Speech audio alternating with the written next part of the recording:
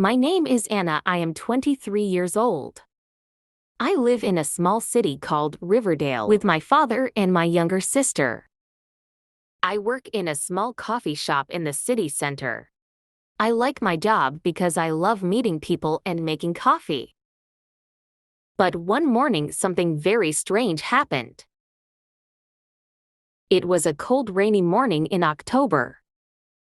I woke up early because I had an early shift at the cafe. When I checked my phone, I saw a message from my best friend Laura. It said, "Anna, please come to the train station today. I really need you.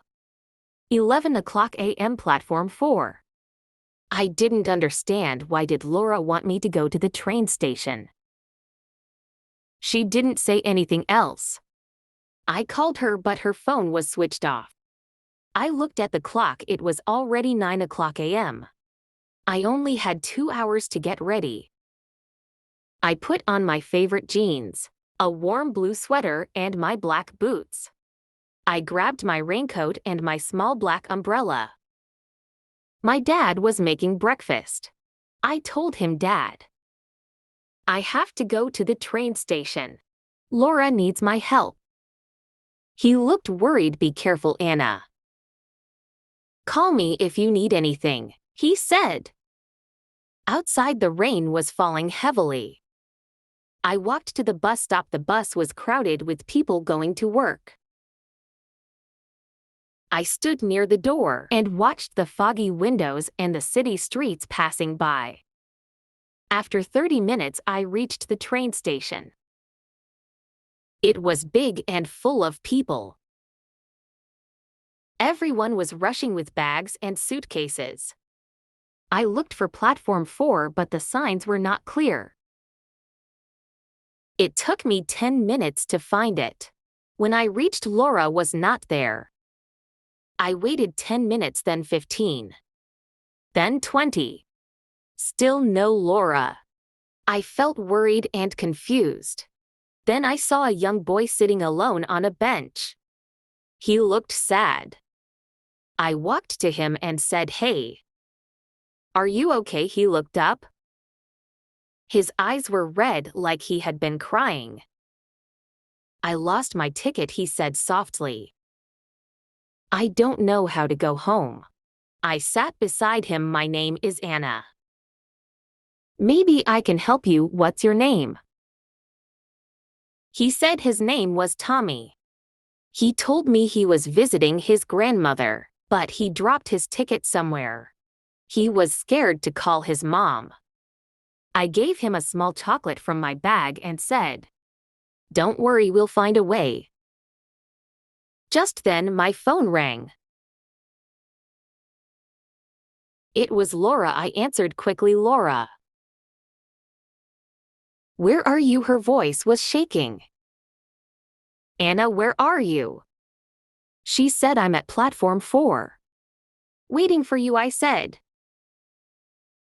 Laura gasped, "Oh no. I'm at platform 2. Please come quickly. I'm really scared." I looked at Tommy. "Wait here for a moment, okay? I'll be right back." Then I ran through the station. My shoes were wet and my hair was damp from the rain. When I reached platform 2, I saw Laura sitting on the floor near a ticket machine. She looked so scared. "Laura," I called. She looked up and ran to me. She hugged me tightly. "Anna." I didn't know who to call. I was so scared, she said. "What happened?" I asked. She whispered, "I think someone is following me." My heart started to beat fast. "Who? Why would someone follow you?" I said. "I don't know," she said. "I saw a man on my bus. He kept looking at me. When I got down, he got down too. Now he's here somewhere." I looked around. Many people were walking by. Then Laura pointed slowly toward the small cafe. "That's him," she whispered. I saw a man in a dark green jacket and a black cap. He was pretending to look at his phone. I said, "Stay here. I'll go talk to him," but when I stepped forward, the man looked at us and quickly walked away.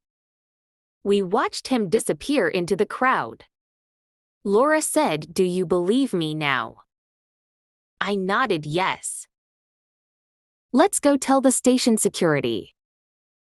We went to the help desk and told a kind lady everything. She called a security guard. The guard listened carefully and said, "Don't worry, we'll check the cameras." Laura looked calmer now. She squeezed my hand. "Thank you, Anna. I don't know what I would do without you." I smiled. "Next time, send me the right platform." We both laughed a little, but I was still worried inside. Then I remembered Tommy, the little boy. I told Laura I need to help someone else too.